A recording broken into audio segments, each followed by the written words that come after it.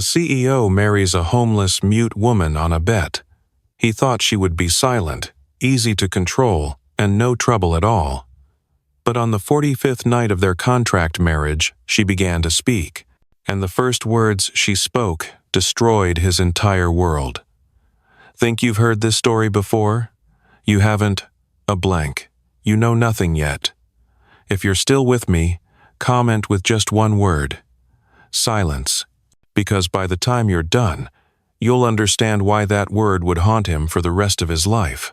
San Francisco on an October night. It was just cold enough for the wealthy guests in the Ritz-Carlton ballroom to drape themselves in thin cashmere. Brilliant crystal chandeliers hung high above, their light reflecting off the red wine in the hands of Alex Kwan, a young, Asian-American CEO whom the tech world described as Silicon Valley's coldest decision-making machine. At 32, Alex had co-founded an AI company worth over $320 million, and in just 4 years, he had fired over 100 employees, rejected dozens of partnerships, and crushed 3 rival companies without blinking.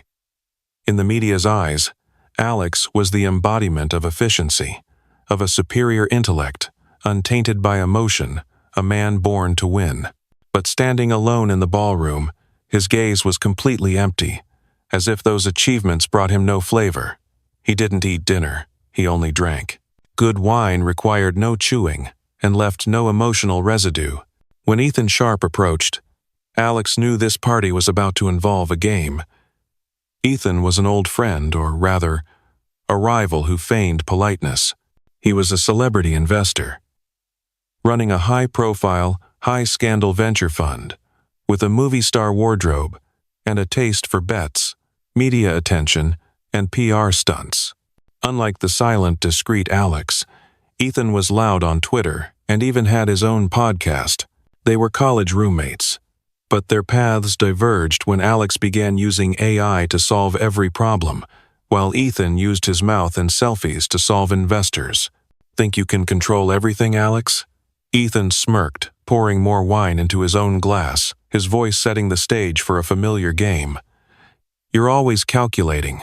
The right time, the right people, the right data, the right tone. But have you ever played with something you can't control? Alex still didn't look at Ethan. He swirled the wine in his glass. Everything can be controlled. You just need to understand the rules. Ethan pointed through the large glass window, which overlooked Mission Dolores Park, where the faint streetlights cast a glow on the tangled hair of a woman sitting against a shabby shopping cart, surrounded by drawing paper, wax crayons, and pencil shavings. She was drawing, not holding out her hand for money, not looking up at anyone, just drawing. Her, Ethan said, a provocative smile curling his lips. I'll bet you $10 million that you can't turn someone like her into the legitimate wife of CEO Alex Kwan, debuting her at every high society event for the next 90 days. If you do it, I'll invest $10 million in your company. No negotiations. Alex finally looked up.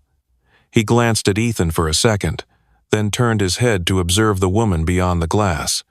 Her hair was a mess, her face downcast, her hands stained with color. She had a desolate air about her. Yet there was something strange in her eyes, as if she existed outside of time. Unremarkable, not special, but hard to look away from. She's mute, Ethan added, like a final blow. All the better for you, right? Alex didn't respond to the sarcasm. He just offered a faint smile, the kind, without a sound. Not a woman, an investment. He extended his hand. I agree. The handshake between the two men carried the weight of a silent war. No one around them knew what had just been decided. But one thing was certain. A woman had just been turned into a tool without her knowledge. That night, as the city lights reflected on the dew-dampened streets, Alex stood alone on the sidewalk of Mission Dolores Park. He had left the party unnoticed, as if he'd never been there. The wind cutting through his expensive coat didn't make him feel cold. The only thing that made his chest tighten was this unprecedented idea, a bet outside his comfort zone, with no data, no risk analysis chart, no KPIs, just a person, a woman who didn't speak, and a name he didn't even know yet. She was still there, still drawing. Each stroke of her pencil was slow, steady, as if she didn't care about time. A few people walked by, no one stopped. They were used to the homeless people who sat quietly here every night.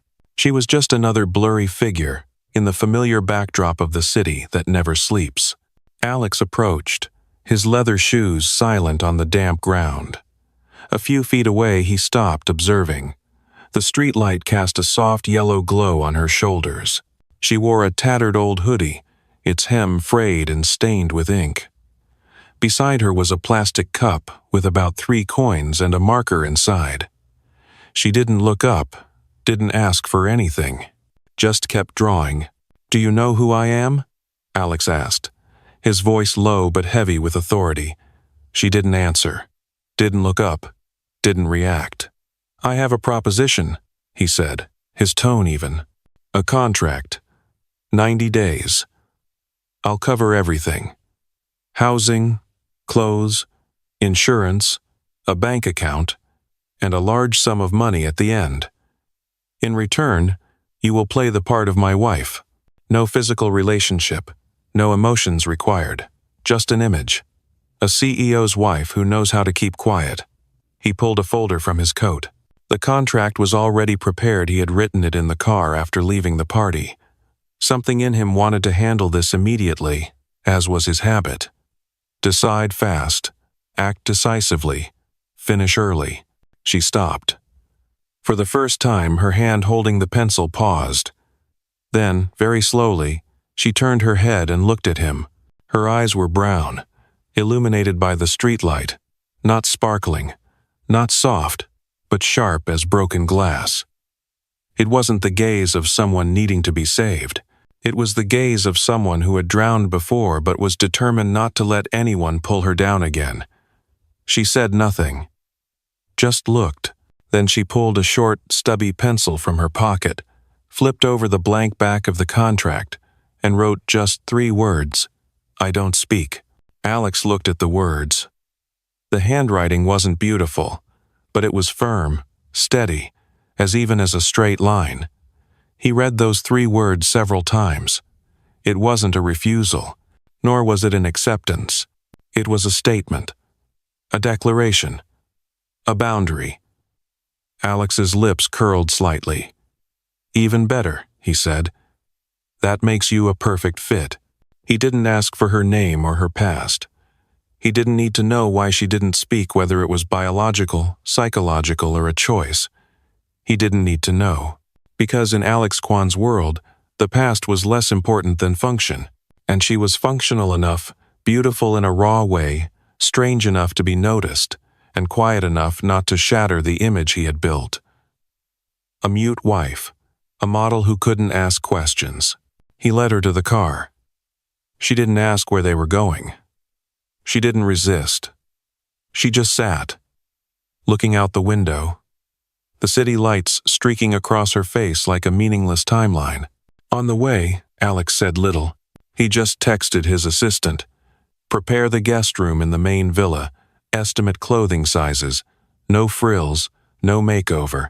She just needed to appear as a clean, controllable version of herself. She still hadn't said a word. But in that gaze there was something that unsettled Alex. It wasn't like the women he'd known before. Not like the partners, assistants, or models he'd met.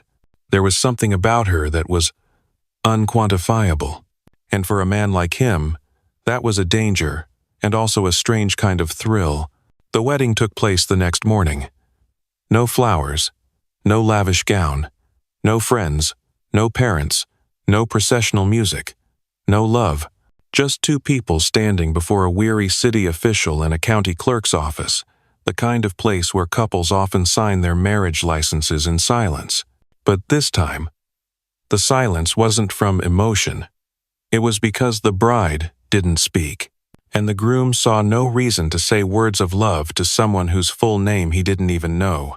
She wore a simple white dress that had been delivered in a box to the villa early that morning. It was plain. No beads, no lace, no high heels, just something that looked less like she came from the streets. Her hair was hastily brushed but still a bit tangled. She wore no makeup. In the daylight, her unadorned face revealed faint sunburns and old ink stains on her hands that hadn't washed off completely. She looked like someone who had just woken up in a park, which, in fact, she had. When the official asked, Alex answered clearly. When it was her turn, the man looked into her eyes, waiting. She looked right back at him, silent. Alex interjected. She can't speak. The official hesitated slightly, then nodded, handing over the commitment form. She took the pen and signed her name, Eva. For the first time, Alex knew her name. Eva. He repeated the name in his head a few times while they took a simple wedding photo, a perfunctory shot for the record. Eva didn't smile. Neither did Alex. The camera flashed softly, a cold burst of light, and it was done. They left the courthouse in silence. Alex opened the car door for Eva, not out of gallantry, but as a mechanical action the way one might pull out a chair for a robot to complete its role. On the way back, he glanced at Eva in the rearview mirror. She was looking outside, her eyes barely moving, uninterested in the streets, undazzled by the luxury shops or fashion billboards, as if it were all just a blurry backdrop. When they arrived at the villa, the automatic iron gates swung open, leading to a meticulously manicured courtyard. The 3-story modern villa was white, with lots of glass and sharp angles. It was a cold design, showing no signs of real human life, more like an architectural showroom. Alex led her inside, giving a brief tour.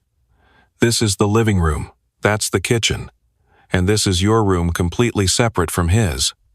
Not for moral reasons, but for efficiency. He didn't want to be disturbed. He needed enough sleep to work. Eva asked nothing. She couldn't. And it seemed she didn't want to. She entered her room and closed the door. No sound of a lock, no sound of curtains being drawn, just a heavy silence. The first night as a CEO's wife, she lay alone in a vast room with a glass wall overlooking the garden. The sensor lights outside switched on whenever the wind rustled the trees. She didn't sleep. Her eyes were open, staring at the ceiling. Her hand clutched a small piece of paper, the one from her old jacket pocket, where she had written the 3 words, "I don't speak." It wasn't because she couldn't speak. It was because she had decided not to. A long, long time ago. Across the hall, Alex sat in front of his laptop, checking the market. But his mind wasn't focused. He skimmed reports without reading a word. All he could see was that face, the face that hadn't changed since they met. Not angry, not happy, not curious, a silent mask. And he, the man who controlled everything, had no idea what he was holding in his hands. He poured a glass of whiskey, drank it down, and stood up. Standing before his office window, he looked toward Eva's bedroom door, a white, silent door. Sometimes, silence isn't consent. It's a form of resistance more dangerous than any refusal. The next morning, Alex was up very early. More accurately, he had barely slept. Not because of Eva, not because of the contract, but because of a vague feeling that something in this house was no longer under his control. And that made him impatient. When he walked into the dining room, Eva was already there. She wasn't eating breakfast, just sitting, with a blank sheet of paper and a pencil. She was drawing. The room was so quiet he could hear the sound of the graphite scratching the paper. Each line, each movement of her hand was steady, calm, almost professional. He approached and looked down at her drawing. It was this room, rendered with almost photographic accuracy. The walls, the light, the vase, the shadows, every detail was there. He was surprised, but said nothing. After a few seconds, he pulled out a chair and sat across from her. I've called a stylist, a posture coach, a nonverbal communication expert, and someone to teach you basic social etiquette. They'll be here in 15 minutes. Eva looked up at him, her expression unchanging. Don't look at me as if you're debating whether to do it or not, he said, his voice turning colder. You signed the contract. You know your role. This is a job. Nothing more. She gave a slight, emotionless nod and went back to her drawing. The hired team arrived on time. They entered the villa as if preparing for a special media campaign. But the subject at the center of the campaign didn't speak, and she didn't cooperate. They took her measurements, tried on clothes, did her hair, applied light makeup. Eva didn't resist, but she didn't smile either. She moved like a walking doll, but her eyes were far from vacant. On the contrary, they were sharp and followed everything. They taught her how to stand straight, walk slowly, make eye contact, and smile in a way that was pleasant but not intimate. She learned quickly, too quickly, so much so that the lead stylist exclaimed, "She's never been trained." But there's something natural, as if she used to live in high society. Alex heard that, but remained silent. A series of hypotheses began to race through his mind. Who was she really? Why was she so good at drawing?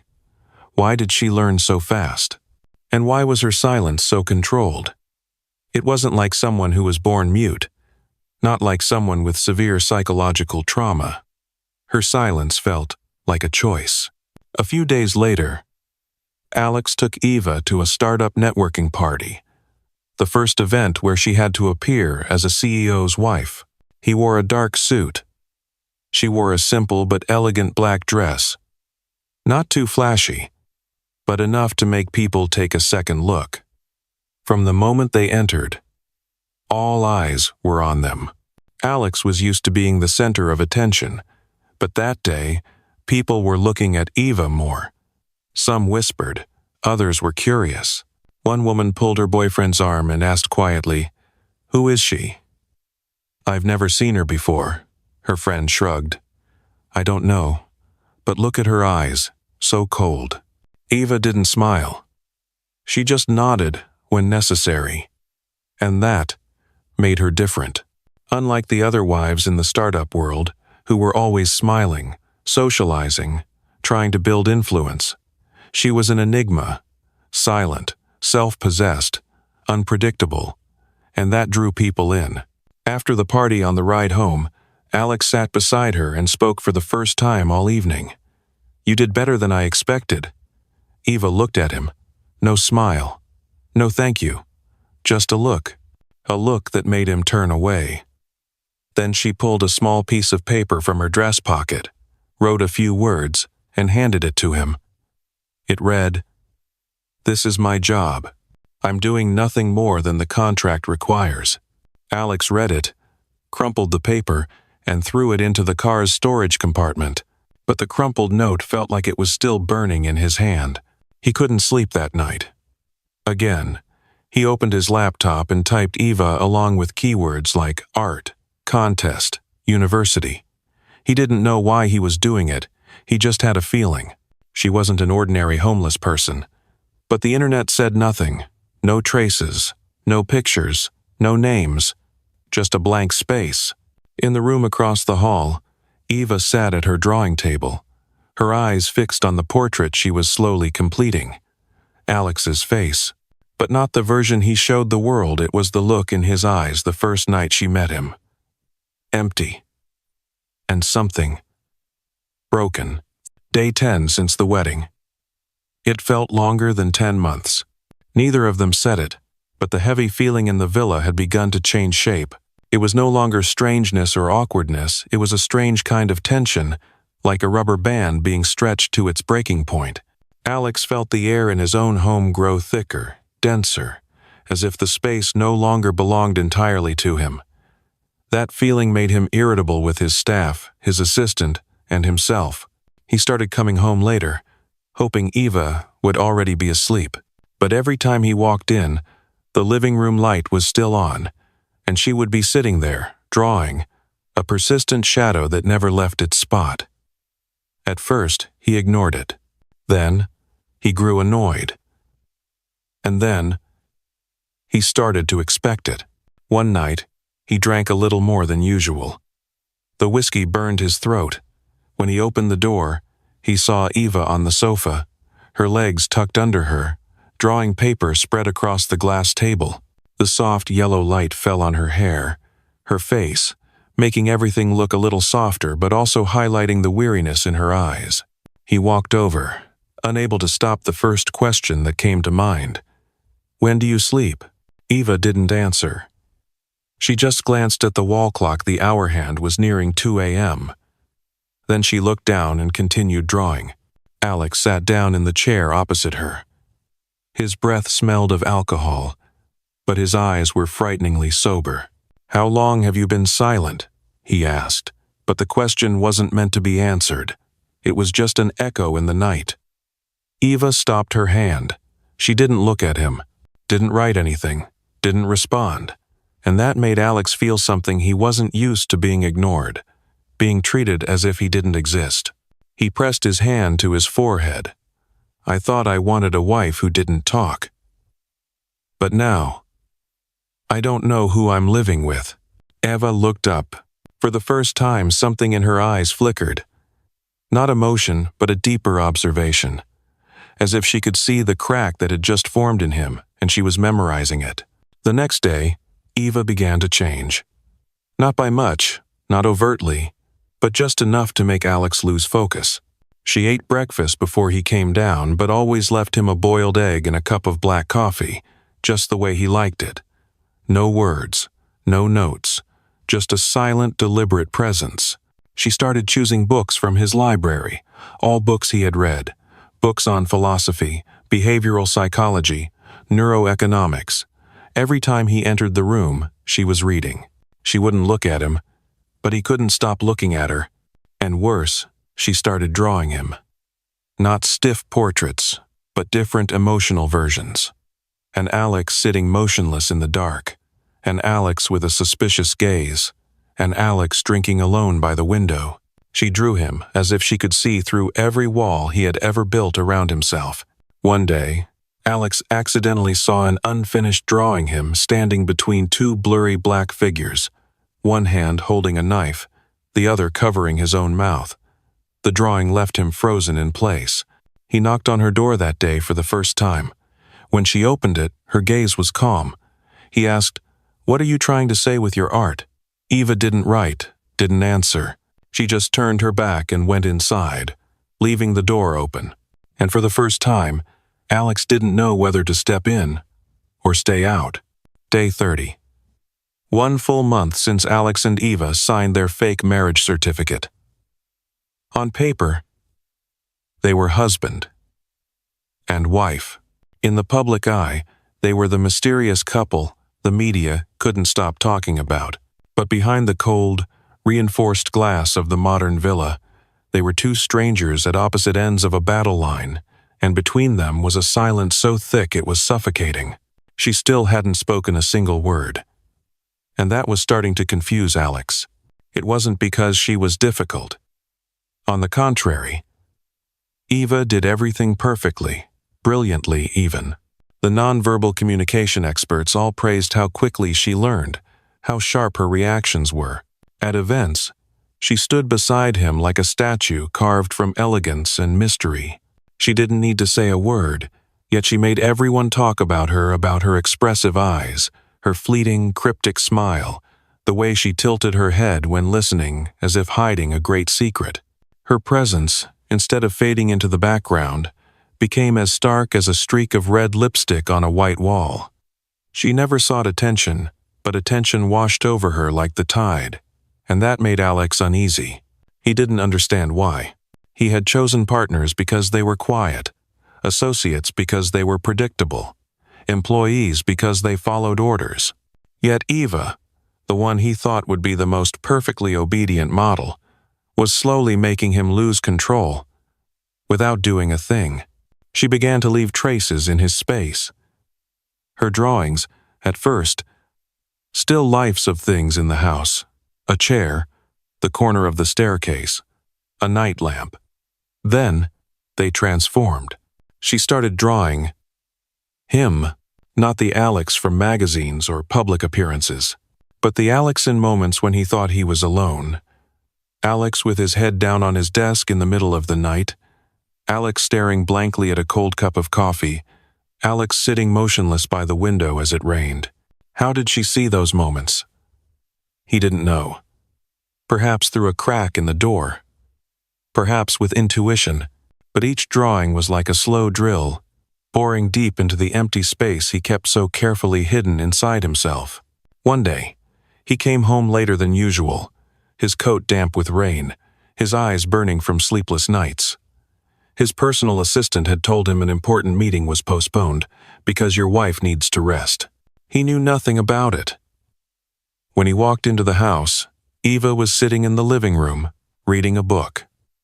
She didn't look at him, didn't react, but a warm cup of ginger tea was already on the table, exactly what he made for himself when he had a headache.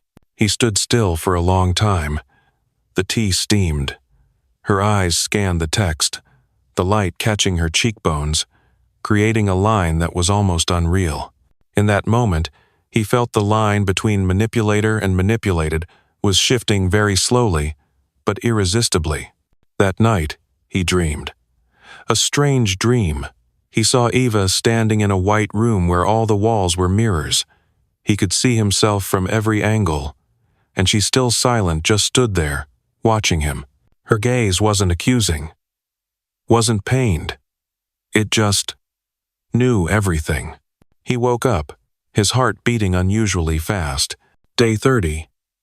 She still hadn't spoken, but he was starting to hear her footsteps in his head, even when she wasn't there. He once thought her silence was emptiness. Now, he understood. Silence could also be a language more powerful than the most vicious words, because it forced him to fill the void with his own anxieties. On the 45th night, it was raining, not a downpour, but a persistent drizzle, thin as an invisible net draping the city. The lights outside refracted through the raindrops, creating long streaks on the glass like silent cracks on the wall of time. Alex came home later than usual. It had been a stressful day. A merger had failed at the last minute. A group of shareholders had questioned his growth plan, and most notably, an anonymous email had been sent to the board, accusing the company of destroying a whistleblower in an old AI project. No specific names, no evidence, but the details were so accurate they made his heart slow down as he read. He walked into the house, not taking off his coat, his shoes still wet. He felt a vague sense of urgency, as if something terrible had started long before he noticed. But when he saw Eva sitting in the living room, in her familiar pose curled up in the dim light, that feeling was forced back down, buried at the bottom of his mind. What happened today? He blurted out, his voice unconsciously heavy. Not a word. But then, very slowly, she stood up, walked to his desk, opened a drawer, took out a black-covered notebook, placed it on the table. Gently, without a sound, Alex stared at the object, sensing something was about to shatter. Eva stood straight. She looked directly into his eyes. No evasion, no concealment. That gaze, it made him feel like he was standing in front of a mirror, but a mirror that reflected not the present, but the past. And then, she spoke. I used to work for your company. Her voice wasn't loud, not harsh. On the contrary, it was soft, raspy, as if it hadn't been used in years. But each word struck his ears like a sledgehammer. She spoke perfect, clear English, but there was something ragged in her cadence, not because she was weak, but because the story was too heavy to be told quickly. I was a machine learning engineer. I worked there for 2 years.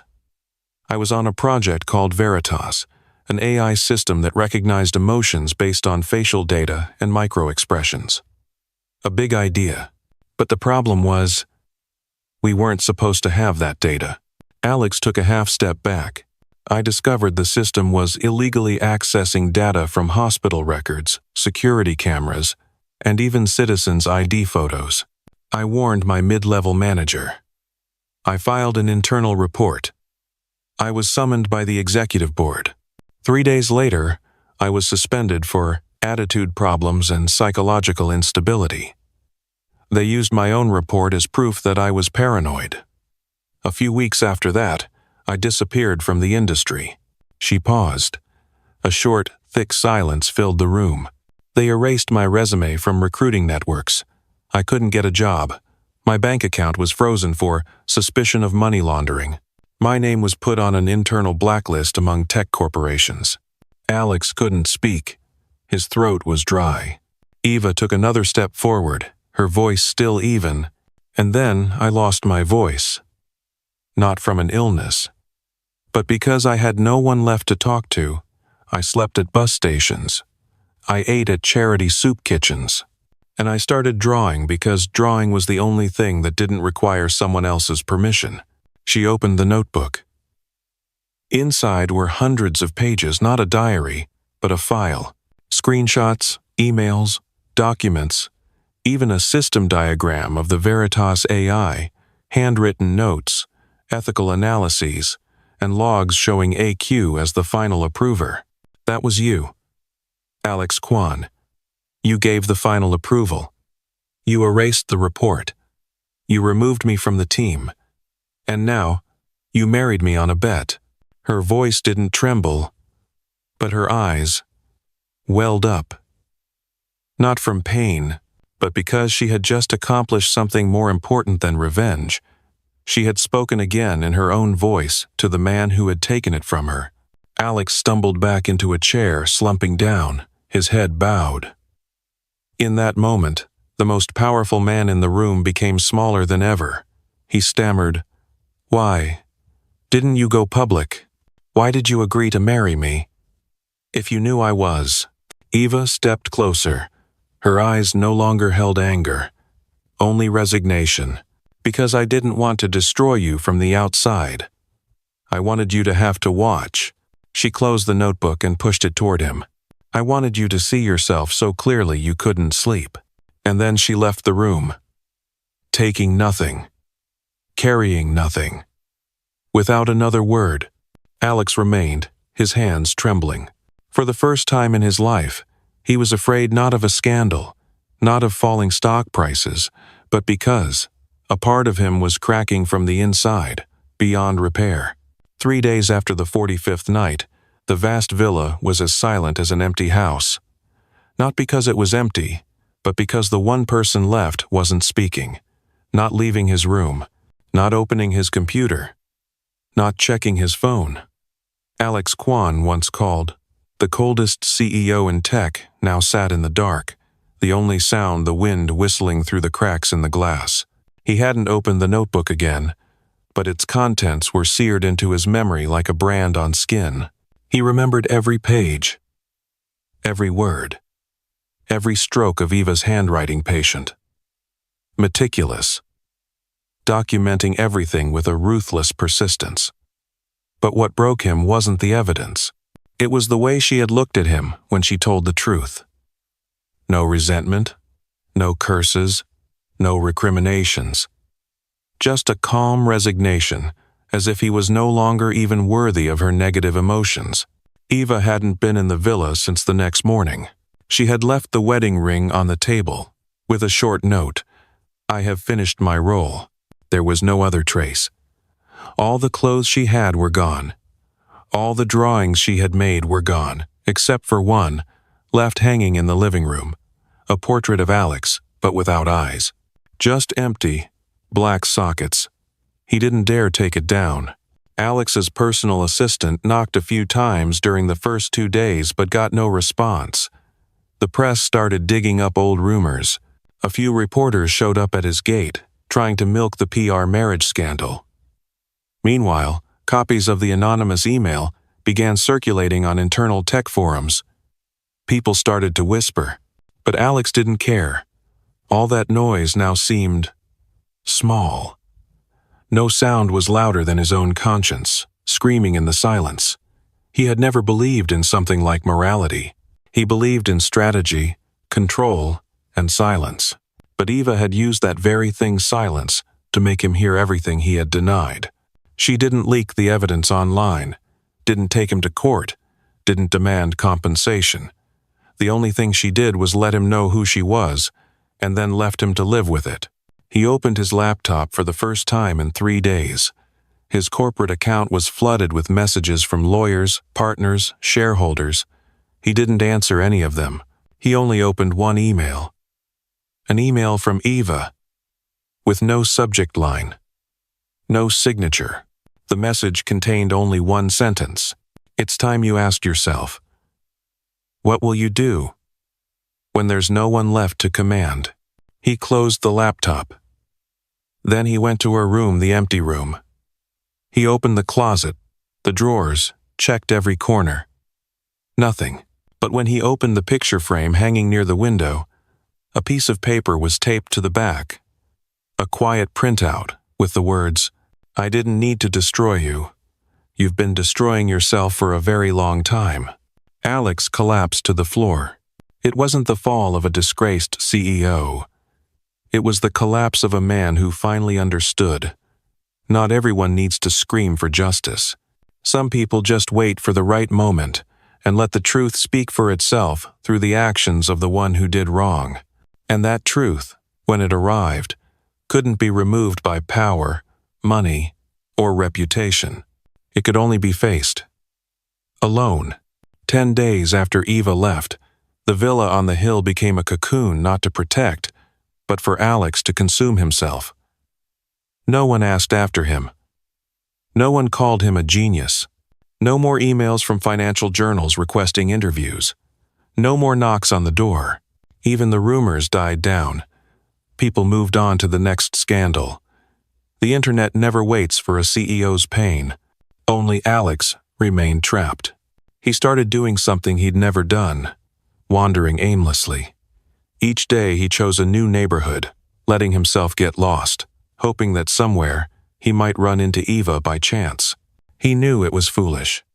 But those who once thought themselves invincible when they lose control, they always resort to the most fragile method, hoping for a miracle.